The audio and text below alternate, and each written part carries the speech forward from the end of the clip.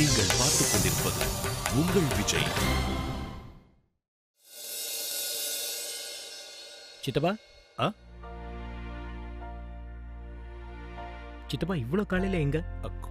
கோர்ட்டுக்கு போகிறேன். கொஞ்சம் முன்னாடியே போயிட்டா ப்ரிப்பரேஷன் நல்லா பண்ணலாம். அதனால தான் நான் சீக்கிரமாக கிளம்புறேன். ஆனால் நீங்களாம் அப்புறமா வாங்க. இல்லை சித்தப்பா, ஏற்கனவே உங்ககிட்ட சொன்ன மாதிரி இந்த கேஸ் முடிகிற வரைக்கும் நான் உங்கள் கூட இருப்பேன். அப்படி இருக்கும்போது நான் எப்படி உங்களை தனியாக விடுவேன்? நானும் உங்கள் கூட தான் வருவேன். ஆமா சித்தப்பா, அதே சாக்குல மார்னிங் வாக் முடிச்ச மாதிரியே இருக்கும். சரியா சொன்ன. சரி, வண்டி எடு. கண்டிப்பா. அங்கிள், டிஃபன் சாப்பிடாம நீங்க வெளியே போக கூடாது. வெறும் வயித்தோட போனா நீங்க கேஸ் எப்படி வாதாடுவீங்க? இந்த விஷயம் எனக்கும் தெரியும் ஜீவிதா. ஆனா நம்ம வீட்டில் எல்லாரும் 8 மணிக்கு தானே டிஃபன் சாப்பிடுவோம். ஆனா இப்போ மணி 7:30 தானே ஆகுது. அவ்வளோ நேரம் வெயிட் பண்ண முடியாது. அதனால தான் உங்களுக்கு நான் பேக் பண்ணிட்டேன். கொடுங்க, என்கிட்ட கொடுங்க, இதை நானே எடுத்துட்டு வரேன். தேங்க்யூ ஜீவிதா. என்னங்க?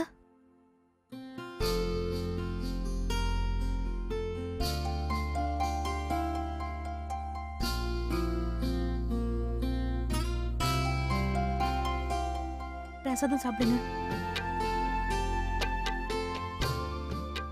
கண்டிப்பா ஜெயிச்சிருவீங்க. Thank you. All the best uncle. Thank you Jeevitha. கிளம்புறேன்.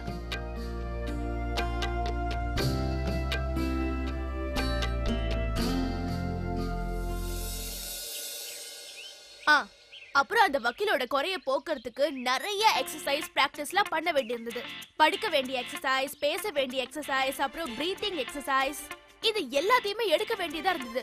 யார பார்த்து அவர் ரொம்ப பயந்தாரோ அவரோட போட்டோவையே அவர் முன்னாடி நிக்க வச்சு அவருக்கு நாங்க பிராக்டிஸ் கொடுத்துட்டோம். அதுக்கப்புறம் என்னாச்சு? அவர் கான்ஃபிடன்ஸ் லெவல் அதிகமாச்சா இல்லையா? கான்ஃபிடன்ஸை விட ஓவரா பயப்பட ஆரம்பிச்சிட்டாரு. அப்புறம் அவருக்கு நிறைய தடவை புரிய வச்சதுக்கு அப்புறம் தான் அந்த போட்டோக்கு முன்னாடி அவர் பிராக்டிஸ் பண்ணாரு. அப்புறம் கொஞ்ச நேரத்துல அவரோட கான்ஃபிடன்ஸ் லெவல் பயங்கரமா அதிகமாயிடுச்சு. அதோட அவரோட நட உட பாவனை எல்லாமே மாறிடுச்சு. அப்படியா? போட்டோ முன்னாடி பிராக்டிஸ் பண்ணதும் அவருடைய பயம் எல்லாமே போயிடுச்சா? இத நான் யோசிக்கவே இல்லையே.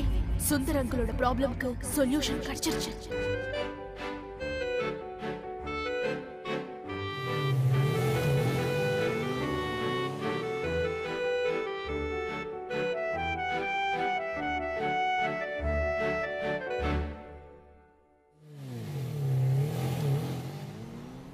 பேஜ் 13. சித்தப்பா, ஒரு பாட்டு பாடுங்களேன். நீங்க தான் நல்லா பாட்டு பாடுவீங்களே. யாரா இவன்? எந்த நேரத்துல பாட்டு பாட சொல்ற? அதெல்லாம் வீட்டுல வந்து பாடுறேன். என்ன கொஞ்ச நேரம் படிக்க விடு. அப்போ சித்தப்பா, அப்பனா நீங்கள் ஜோக்ஸ் ஏதாவது சொல்லுங்களேன். நீங்கள் கூட சின்ன வயசுலலாம் எங்களுக்கு நிறைய ஜோக்ஸ் எல்லாம் சொல்லுவீங்களே. சரியான பாயிண்ட பிடிச்ச. சித்தப்பாவோட ஜோக்குன்னா எனக்கு ரொம்ப பிடிக்கும். சித்தப்பா, ஒரு ஜோக் எடுத்து விடுங்க. கமான். என்னடா பைத்தியக்கார மாதிரி பேசுறீங்க? பாயிண்ட்ஸ் எல்லாம் ப்ரிப்பேர் பண்ணிட்டு இருக்கேன்னு சொல்றேன். ஒழுங்கா வண்டியை ஓட்டு, முன்னாடி பாரு.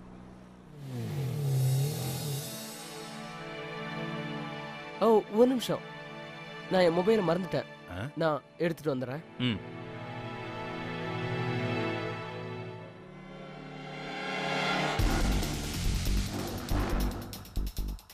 ஓஹோ, ஹலோ மிஸ்டர் சுந்தர் சார்.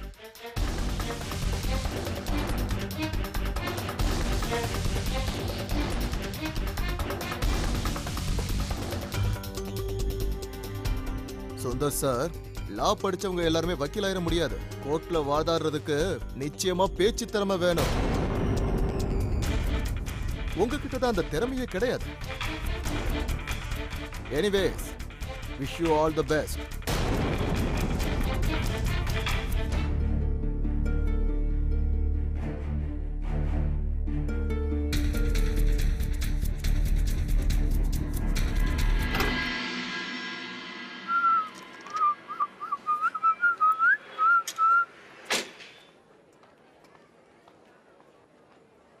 மாலதிக்கிட்ட இருந்து 7 மிஸ்டு கால். சே, நான் வேற மொபைலை சைலண்ட்ல வச்சிட்டேன். பட் எதுக்காக ஃபோன் பண்ணியிருப்பா? நானே கேட்குறேன். Hello hello. பாரு, நான் சொல்றத நல்ல கவனமா கேளு. கோர்ட்ல அங்கிள் ஏன் அவ்வளவு நர்வஸா பேசினாருன்னு எனக்கு இப்பதான் புரிஞ்சுது. இவ்ளோ ப்ரிப்பரேஷனுக்கு அப்புறமாவும் அவர் ஏன் நர்வஸா பேசினார் தெரியுமா?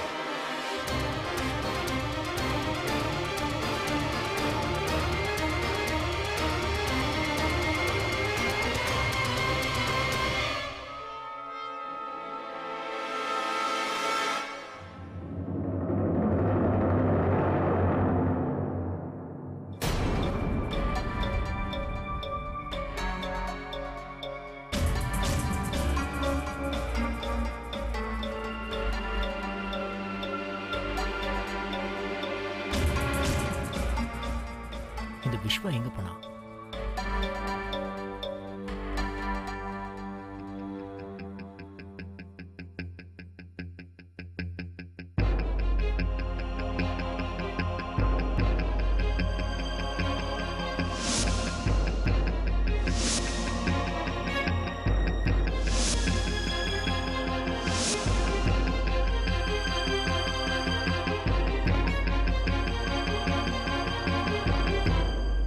கடவுளே, சுந்தர் அங்கிளை எப்படியாவது இந்த எக்ஸாம்ல பாஸ் பண்ணி விட்டுரு ப்ளீஸ். போன வாட்டியே நீங்க அவரை ஃபெயில் ஆக்கி விட்டுட்டீங்க. ஆனா இந்த வாட்டி அப்படி நடக்க கூடாது. நீங்க கொடுக்க போற மார்க்ல அவரோட வருங்காலமே மாறிடணும். நீங்க ஏன் சும்மா நின்னுட்டு இருக்கீங்க? வாங்க என் கூட சேர்ந்து கடவுள் கிட்ட பிரார்த்தனை பண்ணலாம். வாங்க வாங்க.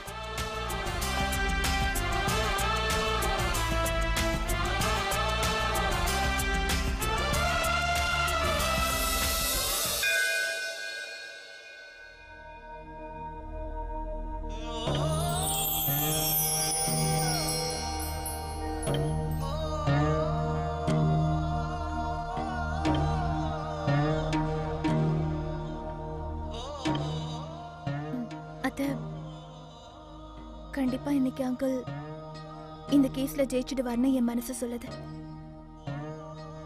நீங்க எதுக்கும் கவலைப்படாதீங்க. இல்ல ஜீவிதா, எனக்கு எந்த கவலையும் இல்ல.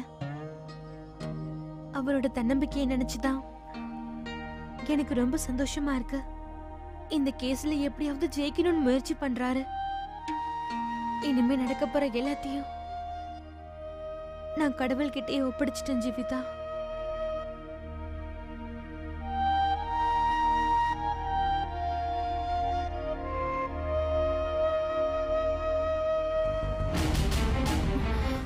எனக்கு வினய், என்னாச்சு? கேஸ் ஆரம்பிச்சாச்சா? இல்ல, இன்னும் ஆரம்பிக்க டைம் இருக்கு. அம்மா தாத்தா எங்க?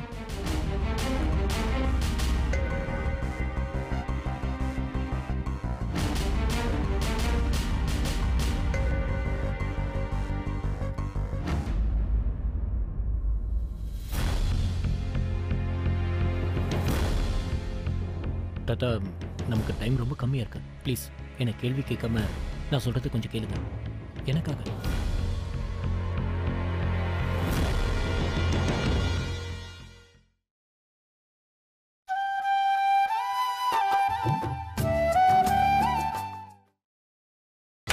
நீங்கள் பார்த்துக் கொண்டிருப்பது உங்கள் விஜய்.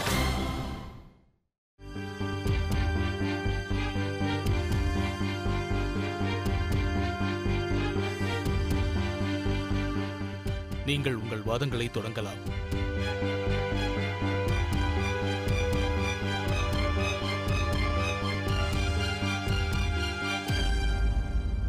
யுவர் ஆனர், எனது எதிர்க்கட்சிக்காரரான மிஸ்டர் ரோஹித் எனது கட்சிக்காரரான மிஸ்டர் குமரன் அவர்களுடைய சொத்தை விற்கிறதுக்கு மிகப்பெரிய தடையை ஏற்படுத்தி இருக்காரு. இது சட்டப்படி மிகப்பெரிய குற்றம்.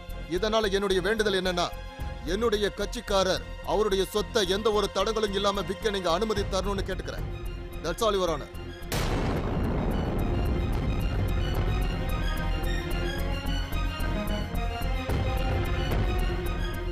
Proceed, Mr. Sundar.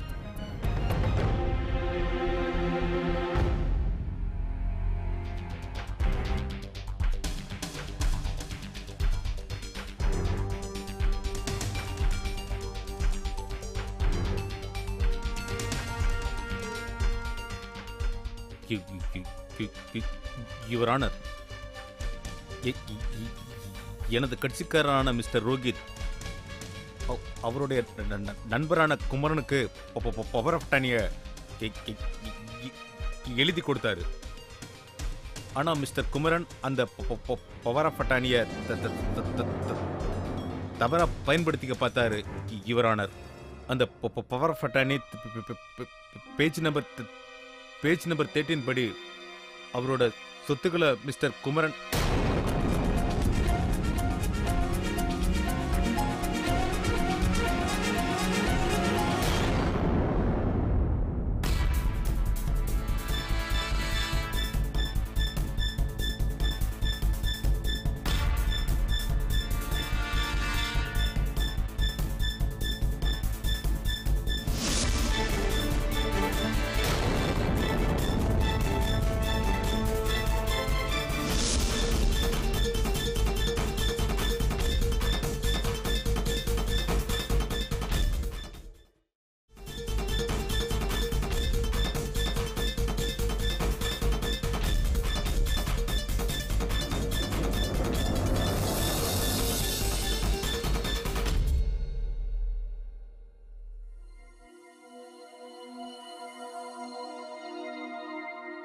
Your honour, power of அட்டானியை பத்தி பேஜ் நம்பர் 13ல கிளாஸ் 9B தெளிவா எழுதியிருக்காங்க.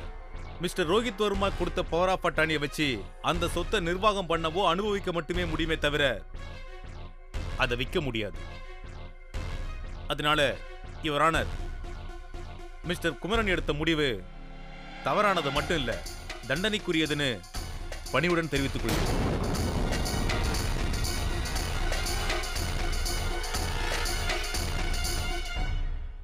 You are right mister Sundar. Mister Kumaran சட்டத்தை மீறி இருக்கின்றார். யுவர் ஆனர், எனக்கும் பேச அனுமதி தருமாறு கேட்டுக்கிறேன். Permission granted. Thank you your honour. எதிர்தரப்பு வக்கீல் ஒரு பாயிண்ட் சொல்றதுக்கே 2 வாரமா இழுத்தடிச்சுக்கிட்டு இருக்காரு. இருந்தாலும் அட்வொகேட் சுந்தர் சப்மிட் பண்ண எந்த டாக்குமெண்ட்ஸும் செல்லாதுன்னு தெரிவிச்சுக்கிறேன். இதோட சொத்து அதிகார பத்திரம் என் கிளைண்ட் பேர்ல இருக்கு. அது மட்டும் இல்ல, மிஸ்டர் ரோஹித் என் கிளைண்ட் குமரன் பேர்ல சுய நினைவோட தான் இந்த அதிகாரத்தை கொடுத்திருக்காரு. அதனால இந்த சொத்தை விற்கிறதுக்கான எல்லா அதிகாரமும் இருக்கு. இப்போ நீங்க இந்த ஃபைலை படிச்சு பார்த்தா உங்களுக்கே புரியும்.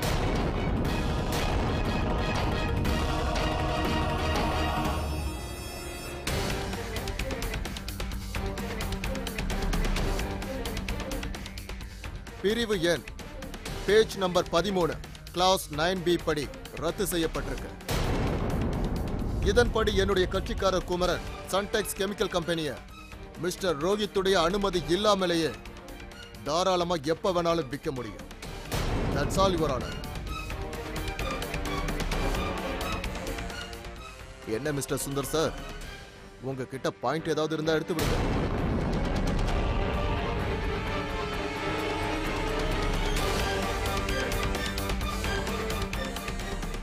மிஸ்டர் சுந்தர், இந்த மாதிரி ஒரு ஒப்பந்தம் போட்டிருக்கிறது நீங்க முதல்லயே ஏன் தெரிவிக்கல?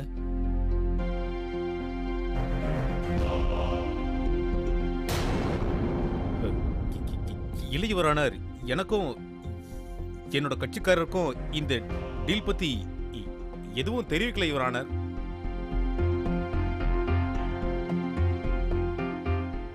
தெரியாத பட்சத்துல அவர் எப்படி இந்த ஒப்பந்தத்துல கையெழுத்து போட்டிருக்க முடியும்?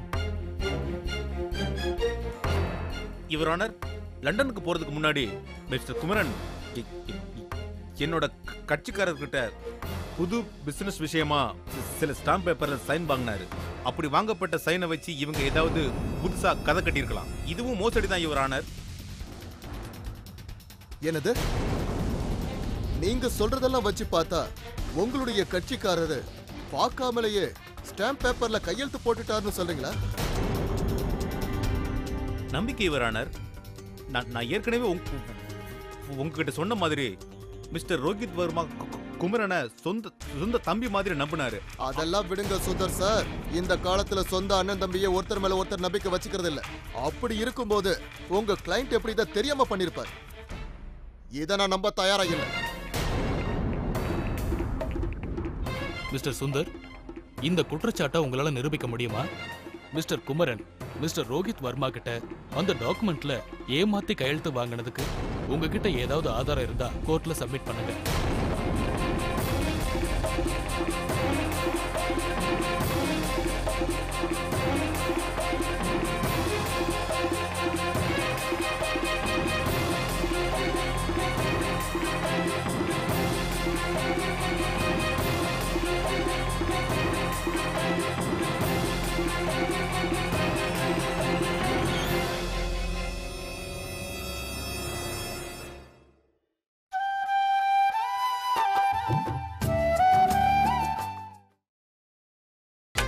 நீங்கள் பார்த்துக் கொண்டிருப்பது உங்கள் விஜய்.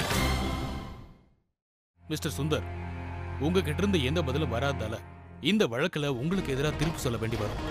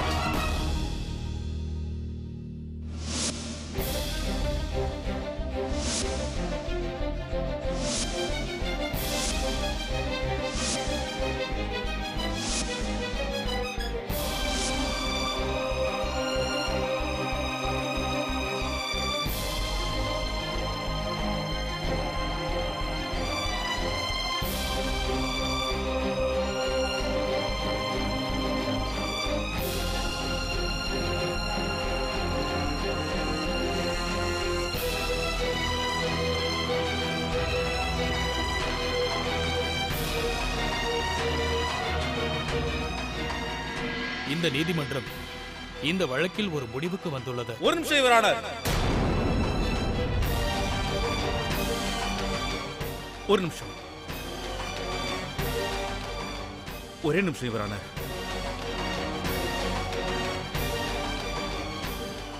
இந்த வழக்கு விஷயமா இந்த நீதிமன்றத்துக்கு புது தகவல் தெரிவிக்க விரும்புறேன். அதற்காக நான் என்னோட எதிர்க்கட்சிக்காரர் மிஸ்டர் குமரனை குறுக்கு விசாரணை செய்ய விரும்புறேன். Please. Yes, proceed. Thank you, Your Honor.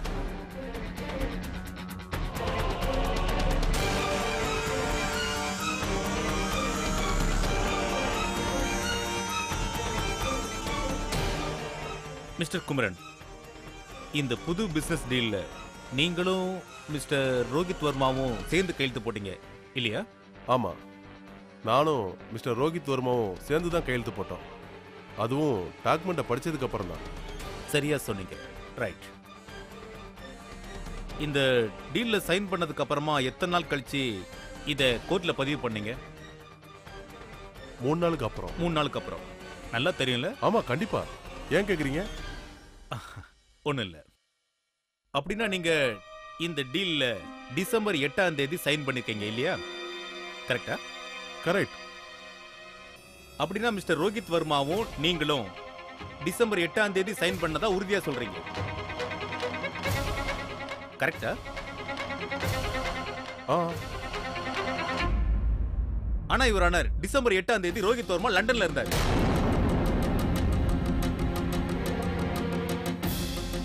Business விஷயமா அங்க முக்கியமான மீட்டிங் அட்டெண்ட் பண்ண போயிருந்தார்.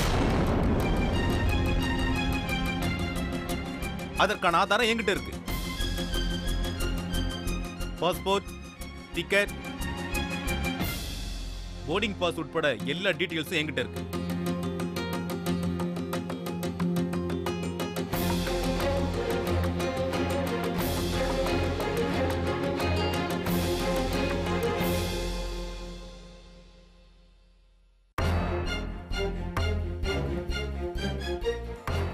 எனக்கு தெரிஞ்ச வரைக்கும் மிஸ்டர் குமரன் அன்னைக்கு இந்தியாவில் தான் இருந்தார். யுவர் ஆனர், நீங்களே சொல்லுங்க, லண்டன்ல இருந்த மிஸ்டர் ரோஹித் வர்மா அன்னைக்கு எப்படி இங்க வந்து இந்த டீல்ல சைன் பண்ணிருக்க முடியும்?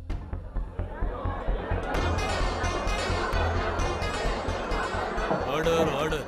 அமைதி காக்கும்படி உத்தரவிடுகிறேன். மிஸ்டர் குமரன், இதுக்கு உங்ககிட்ட ஏதாவது பதில் இருக்கா? சார் அது வந்து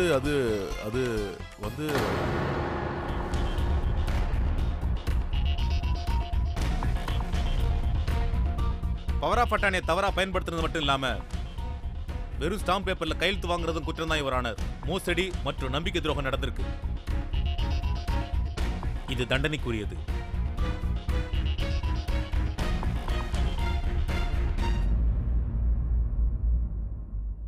மிஸ்டர் கருணாகரன், நீங்க ஏதாவது சொல்ல விரும்புறீங்களா?